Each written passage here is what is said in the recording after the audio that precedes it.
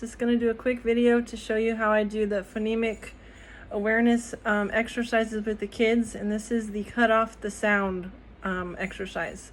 So it starts out and I say, be careful, try not to slip on the ice, and then the kids repeat, and I do it again, be careful, try not to slip on the ice, and then they repeat, and then I say, slip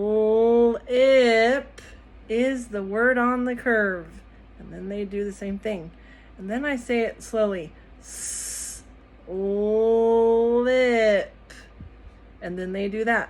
Slip. It's hard to see my hand. And then I say, now let's cut off the S.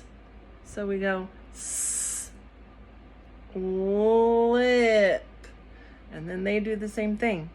And then we say, starting up here now, because we cut off the S, we start up here and we say, lip is the new word on the curve. And then they repeat that.